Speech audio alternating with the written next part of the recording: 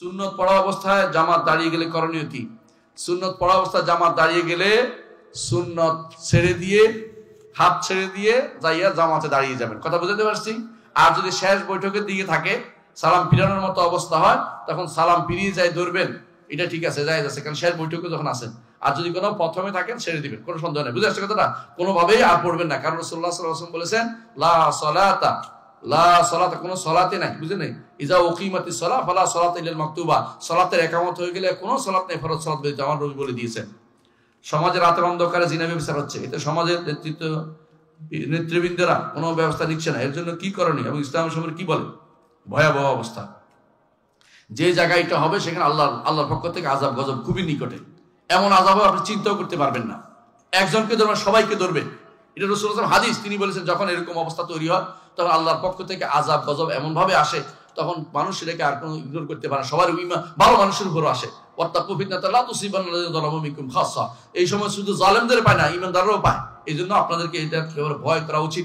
নিজেরা যতটুকু পারেন আমরুল মারুফ, সৎ কাজ আর 10 কাজ নিষেধ করতেই হবে, যতটুকু আপনি পারেন। না পারলে আল্লাহর উপর ছেড়ে দেন। অন্তত আপনি মানুষকে বলতে পারবেন যে এটা অন্যায় হচ্ছে, মুখে তো বলতে পারেন, যদি কেউ হাত দিয়ে প্রতিহত না করেন। নেতৃবৃন্দ যারা আছে সমাজে, বিশেষ করে যারা ক্ষমতাবান আছেন, যারা মেম্বার আছেন, চেয়ারম্যান আছেন, জনপ্রতিনিধি যারা আছেন, তাদের উপর ফরজ, না হলে তারা আল্লাহর কাছে দায়ী হবে। যেভাবে নিজের পরিবারকে বাঁচাবেন, তাদের অধীনস্থ যারা তাদেরকে বাঁচানো এটা আল্লাহর পক্ষ থেকে ফরজ হিসেবে আছে।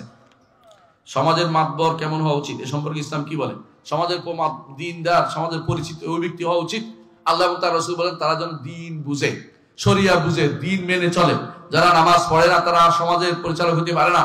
নামাজি মানুষ হতে হবে, কমপক্ষে নামাজি হতে হবে, 5 ওয়াক্ত সালাত আদায়কারী সে ব্যক্তি সমাজের নেতৃত্ব দেওয়ার অধিকারী, এর বাইরে কেউ প্রতিনিধিত্ব দিতে পারবে না।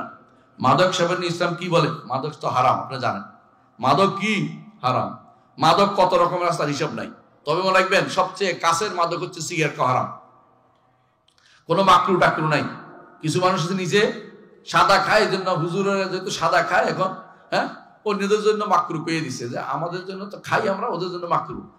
হুজুরের জন্য হারাম, ওই যে দিন মজুরের জন্য হারাম। অর্থাৎ এটা এই সিগারেট হারাম ছাড়া কিছুই না। কয় কারণে হারাম জানেন? সিগারেটের কারণে মৃত্যু হয়, সবাই লিখে দিছে। সিগারেটের কারণে খবিশ হয়, দুর্গন্ধ বের হয়। সিগারেটের কারণে ক্ষতি হয়, সবাই লেখে ক্ষতি। সিগারেটের কারণে পয়সা অপচয় হয়।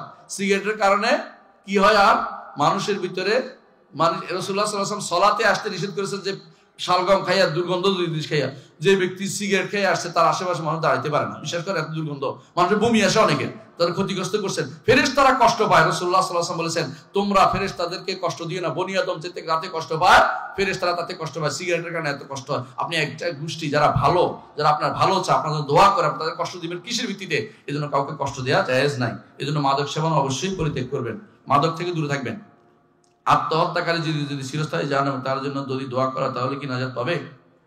আত্মহত্যাকারী 2 রকম, মনে রাখবেন। আত্মহত্যাকারী নিঃসন্দেহে মহাশাস্তির অধিকারী হবে, শাস্তি পাবে সে। কিন্তু 2 রকম আছে। একটা যদি কোনো আল্লাহর উপর অভিমান করে মরে যায়, তাহলে সে ব্যক্তি চিরস্থায়ী জাহান্নামে। কথা বলছেন কি? ঈমান নাই যে জন্য আল্লাহর উপরে যদি কোনো নিরাশ হয়ে মারা যায়, সে ব্যক্তি চিরস্থায়ী জাহান্নামে।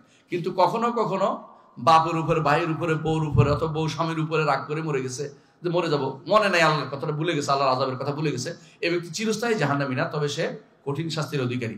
এই জন্য আপনি তো জানেন না, যেটা দিয়ে আত্মহত্যা করছে এটা দিয়ে তার শাস্তি হতেই থাকবে। আপনি তো জানেন না কে কি হিসেবে মারা গেছে, আমি যা বলতে পারি না। এই জন্য আপনি দুনিয়ার বুকে তাকে সাধারণ মানুষ দিয়ে জানাজা দিয়ে তাকে কবরে দিয়ে দিবেন, আর দোয়া করবেন সবসময়, আল্লাহ যদি ঈমান থাকে তাকে আল্লাহ তুমি ক্ষমা করে দাও। দোয়াতে যেন করতে পারবেন, আল্লাহ যদি ঈমান নিয়ে যায় আপনি তাকে ক্ষমা করে, তার অপরাধ ক্ষমা করে দেন, হতে পারে আল্লাহ তাকেও ক্ষমা করে দিবেন আপনি আপনার দোয়ার কারণে। দোয়া করলে আপনারও লাভ, তারও লাভ, তার তো লাভবান হবে, আপনারও ফেরেশতা বলবে আল্লাহ আপনার ওরও যেন এরকম হয়। এই জন্য দোয়া করবেন, দোয়া বন্ধ করবেন না। আত্মহত্যাকারী যদি আপনি যতক্ষণ জানতে পারেন যে আল্লাহর উপর কথা বলে মরে যায় নাই, বরং নিজেরা কোনো নিজস্ব ঝগড়াঝাটির কারণে মরে গেছে, তো তার জন্য দোয়া করবেন, আল্লাহ তো ক্ষমা করে দিবেন ইনশাআল্লাহ। কারণ তাই তো কাফের হয়ে চিরস্থায়ী কাফের না। কারণ চিরস্থায়ী জাহান্নামে ওই ব্যক্তি যে ব্যক্তি নিরাশ হয়ে মারা গেছে, অসুস্থ কেন ভালো হয় না, আমি আল্লাহ কেন ভালো করলো না, এই জন্য মরে গেছে, ব্যক্তি কাফের হয়ে মরে গেছে। নিরাশ হওয়া যাক ইয়াসু মিনাল্লাহি কুফরুন, আল্লাহ থেকে নিরাশ হওয়াটা হচ্ছে কুফরি। তো আজকের মতো এখানে শেষ। সুবহানাকাল্লাহু ওয়া বিহামদিকা আশহাদু আল্লা ইলাহা ইল্লা আনতা আস্তাগফিরুকা ওয়া আতুবু ইলাইক। আসসালামু আলাইকুম ওয়া রাহমাতুল্লাহ।